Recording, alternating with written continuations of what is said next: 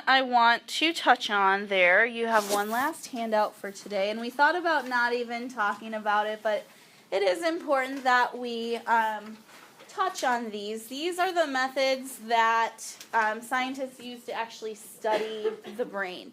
All right, and it is pretty cool. We would not probably be sitting in AP Psychology right now if it weren't for these different imaging techniques, because they do allow us to see the brain.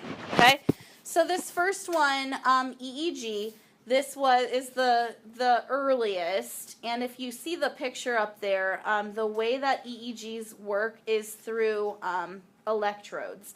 So circle the word electrode.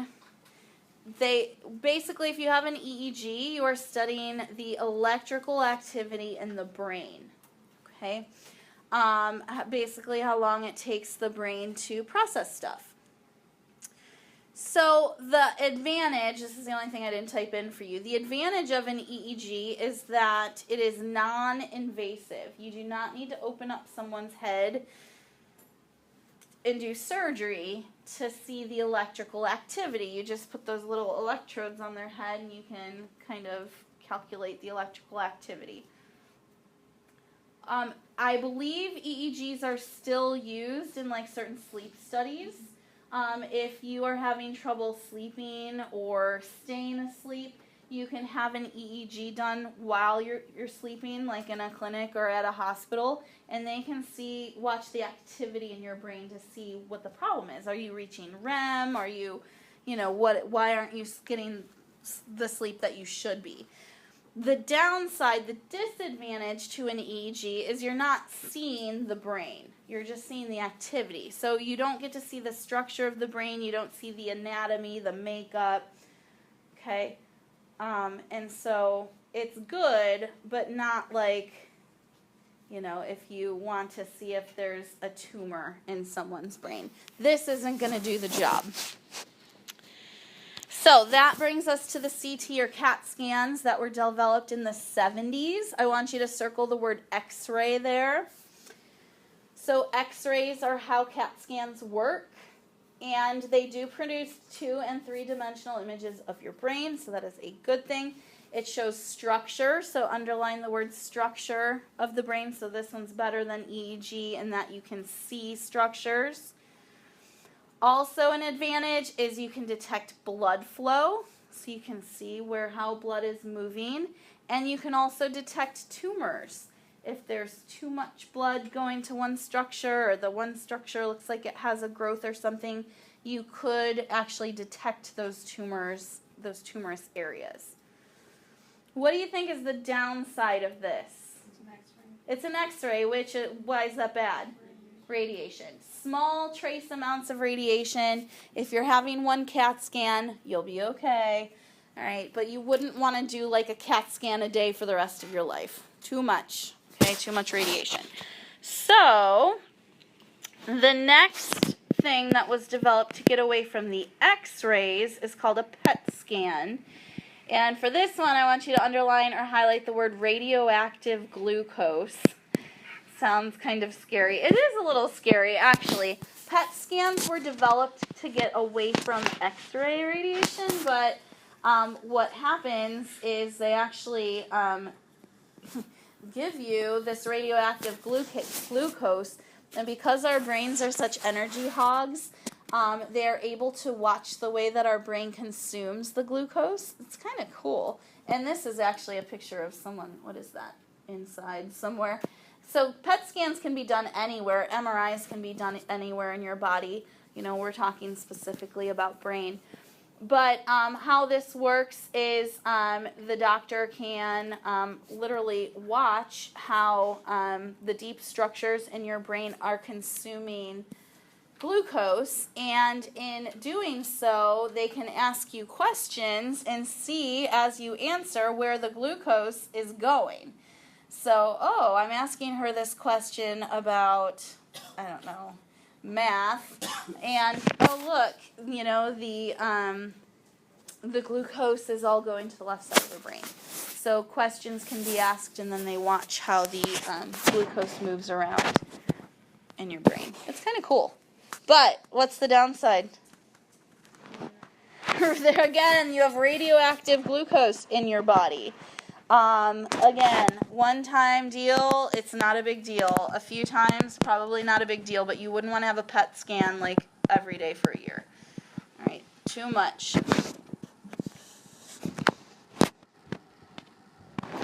Okay, and this brings us to the MRIs. There's two kinds of MRIs. The initial MRI was first developed, and then over time the fMRI was introduced. How many of you guys have had an MRI? Okay, these are pretty common these days. The nice thing about them is that the picture is taken through magnetics.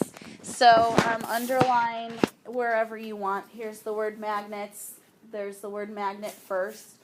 So we are getting away from the use of radiation, which is a positive thing. So these magnetic fields somehow are able to capture your brain in motion.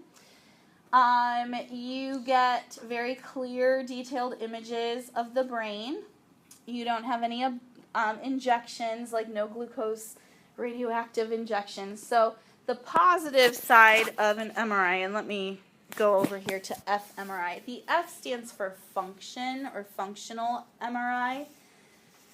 And it is a little bit more in depth.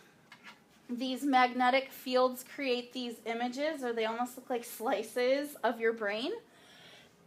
And they show those things that are underlined there. Structure of your brain. Yay, that's good.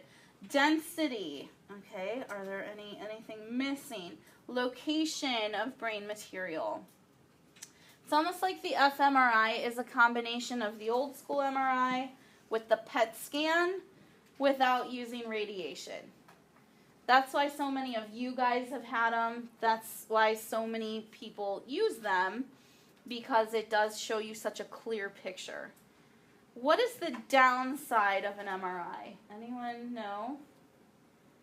Those of like metal inside of you. You what? You have like metal inside. Like, yeah, it's not so much. The magnetic just kind of goes over you, though. So it's not anything that's inside you. What is the process of getting an MRI like? Is it fun? Long. It's long. You have to stay completely still for an extended period of time. And for people who are claustrophobic, if you are getting an MRI of your brain, you have to lay in it almost looks like a tomb. It's like really close quarters. I know my mom had an MRI of her knee not too long ago, and she must have moved just like a tiny bit, and 20 minutes of her imaging was just, they threw it out. So the slightest movement can just mess the whole thing up. And it's loud. Yes, it's loud too. And they're trying to talk to you in a lot of cases and get you to answer questions and watch your cognitive functioning and parts of the brain, and it's loud and it feels like it's going on forever and ever. Yes? So do they use the airports and stuff to keep metal detectors? I don't know what kind of picture. Yeah. I don't know what kind of scan that is. It's a good question. I'll have to look into that. Okay, the last two types of images on your handout, these are the new technologies. These are technologies that you or I are not privy to. This is something the President of the United States would probably get. The MEG is pretty sweet. It also uses magnetics, so you can underline the word magnetic field. Super accurate. Right down to the millisecond of what is happening in your brain. It's just really clear pictures.